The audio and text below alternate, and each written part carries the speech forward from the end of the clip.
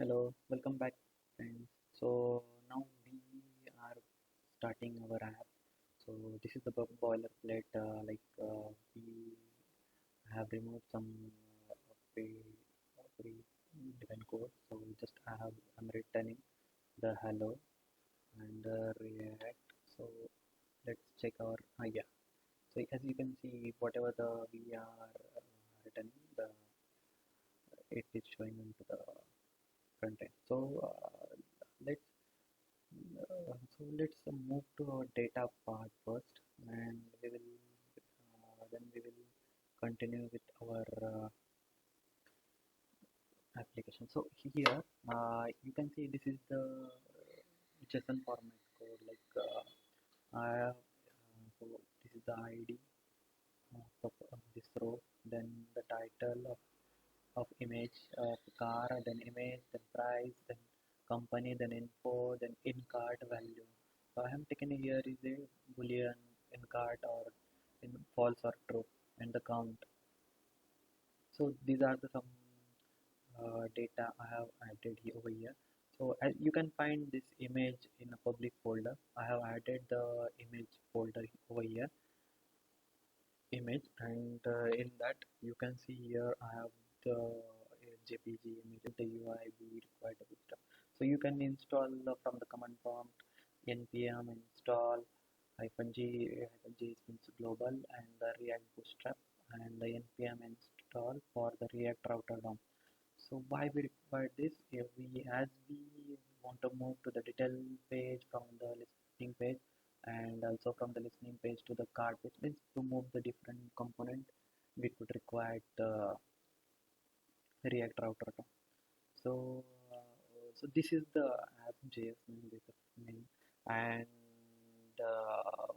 you see that we have the data over here. We are fetching from this file, and then we have the index.js. Over here, what we have, as you can see, I have installed. I'm importing the router from browser router from the React router DOM, and again I have imported the Bootstrap CSS file, and uh, so. So what we are doing, if we want to fetch the data, so I have created one file over here, uh, and that is the context api.js. So now uh, I am importing the data from the app data. As we have already seen, I am exporting this data, and I am importing over here as a data product and the product in detail. So um, I have created the class for the product provider, which extends the component and the state. So the state here is I am assigning this JSON object to here, JSON array to the product and detail product, as we could require it further to process this. So return in the render method, I am in the product context. I have created the React create context.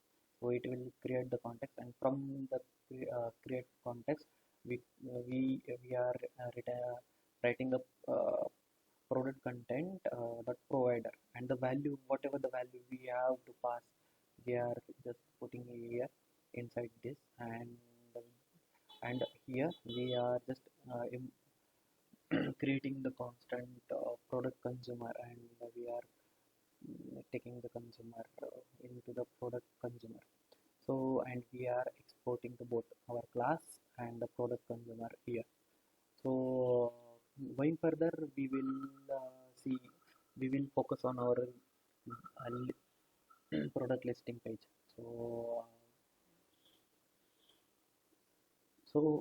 What we'll do, we will first create our navigation bar with the help of Bootstrap. So, to create the navigation bar, I have created the component folder. Let's add one file into the this folder, that is snap.js, and in the nav.js, let's so I have already the code, so just I am inserting over here, and as you can see, uh, what we are doing is this: we are I'm importing the link from the React router down, and the product consumer that we already discussed. Like I am exporting the product consumer from here, so we I have just added to over here. So with the product consumer, we are taking the data. So like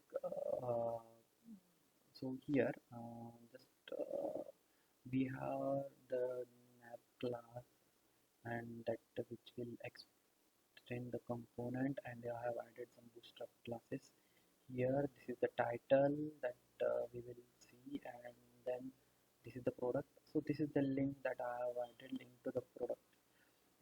So this is the one menu that is to the in the navigation bar. So here this is the card that we are going to see into the navigation bar.